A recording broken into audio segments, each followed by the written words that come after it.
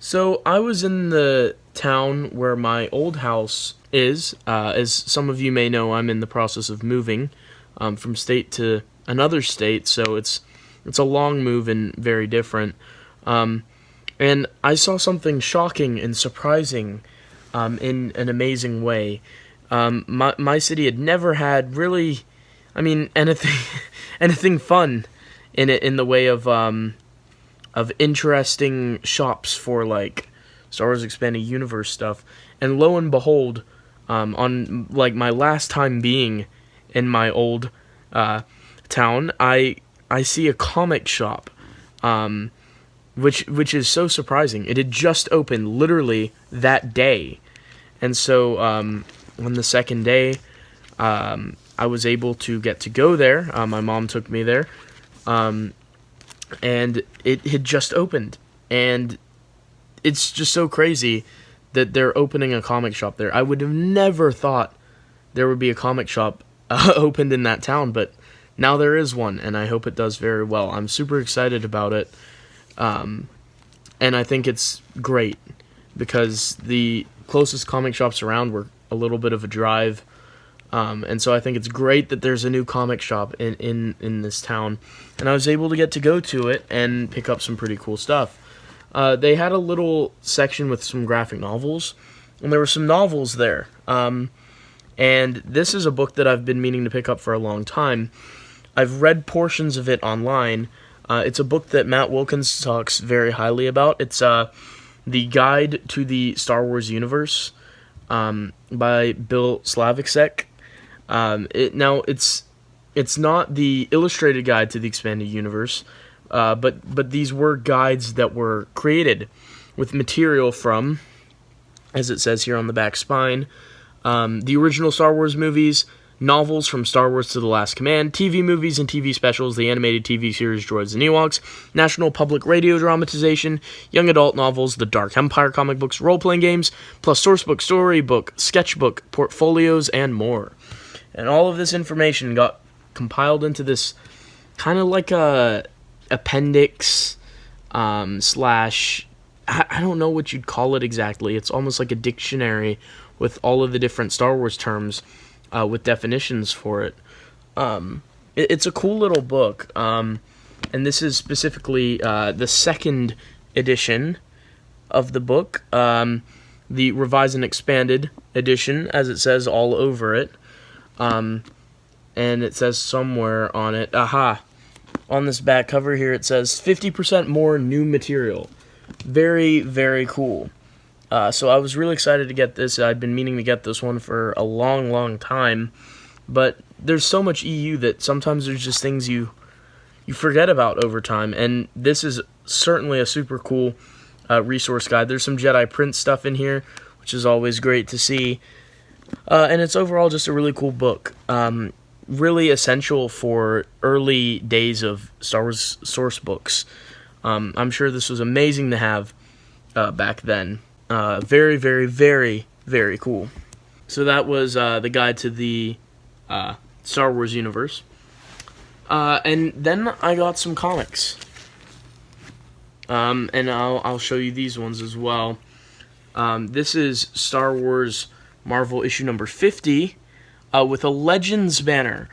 I'd never seen this one somehow before, but this, as you can see, the price reflects the current days, but Legends banner, it's Star Wars issue number 50 from the original Marvel series, and it has this Legends banner printed on it. This was released in correlation with the 30-year anniversary series from 2018, so this was printed right when issue number 108 was coming out. So they reprinted it with the Legends banner. It's kind of cool, kind of interesting, kind of unique, I would say. And it's obviously been updated, kind of the quality of the print, but it's pretty cool. And so I was excited to have this one. I'd never seen this Legends banner edition of number 50 before. When I first saw it, I was like, oh, that's an interesting cover of 108, before I realized it was issue 50. Very cool. It's got like this newish Marvel logo there. Then we also have the True Believers line. of Star Wars comics, which I knew nothing about until today. I had no idea they did this. So basically, Marvel tried to make some economical and recycled, basically, Star Wars comic books. Well, all comic books under this Marvel True Believers banner. And so what they did was they would sell for $1. Just $1. Which is quite interesting. And so there's a logo for Star Wars Day up there. And yeah, this is very weird that they did this. And they did this with Droids, Ewoks, and Star Wars issue number 1. Where they would sell them for $1. And it was cheaper for them to make and cheap for us to get them for $1. This one was $1, although it was 10% off. So it was 90 cents. Very interesting that they did this. I had no idea they did this. They did this in 2016, where they printed Droids, Ewoks, and Star Wars issue number 1 with this True Believers Marvel slogan and $1, and the print looks a little different, little updated. The boxes, Star Wars Day on there now. Very interesting, very peculiar. And also note, they didn't use a Legends banner, which is somewhat interesting as well. And then they did this with Star Wars issue 1, as I previously mentioned. Now, you'll notice that this is very different than the original printing issue. The colors are all very different. And they've been edited to have the correct lightsaber colors, because on the original cover, they have red lightsabers up there and here. And so they've fixed it, essentially, which is interesting. Changed the colors, changed the print style a little bit. And it's just very interesting. I really like this print for this True Believers line. And again, just $1. Crazy economical move.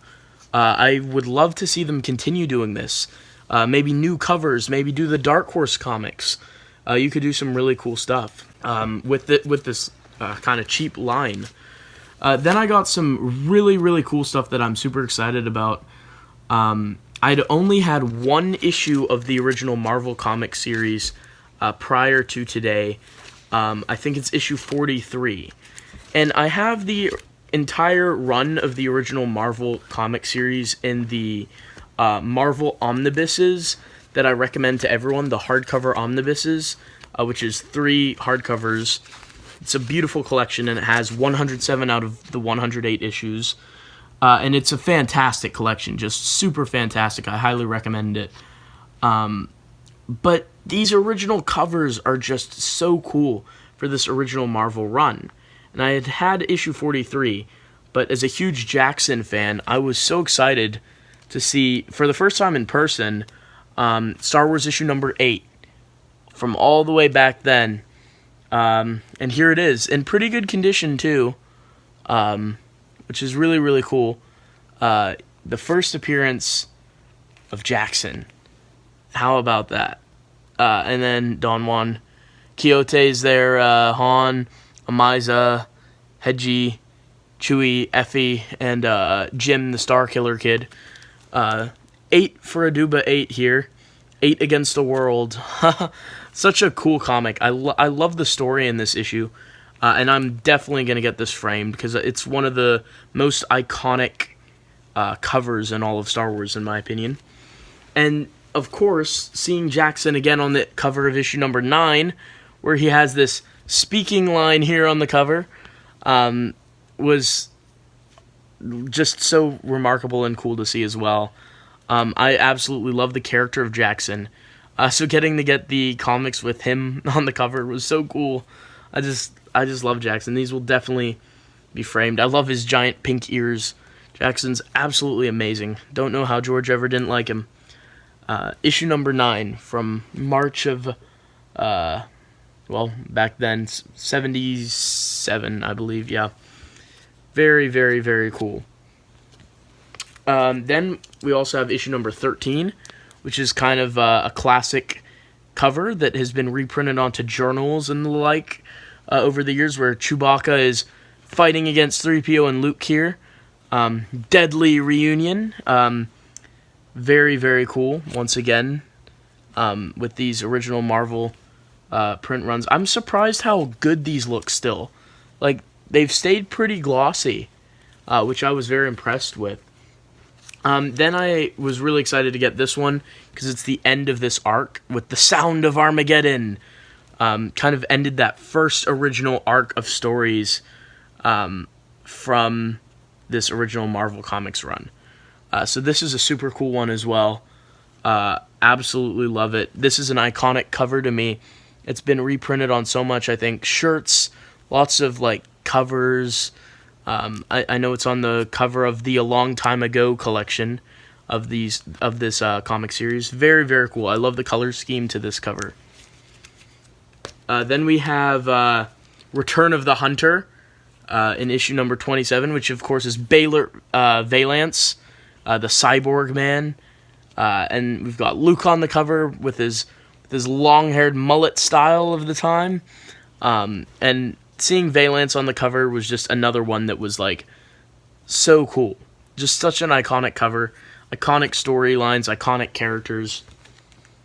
This one was such a cool one. When I saw it, I was like, yes, that'll be one that I get. Because this is where Luke fights against this purple panther with the unicorn horn.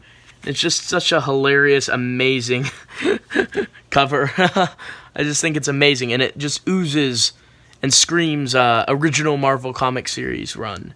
You know, the color scheme looks great on this thing. Absolutely so cool. Then we jump all the way to issue 91 with Wookiee World. This cover has always made me laugh, because look at these Wookiees' faces. It looks so silly.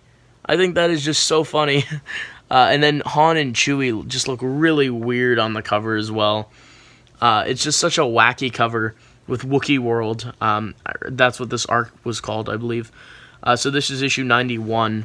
And again, it's just such a weird, like, dopey cover that is just so fascinating and so iconic with these colors and these visuals. It just screams original Marvel series. Then we have a really iconic cover as well with Lumia, Dark Lady of the Sith.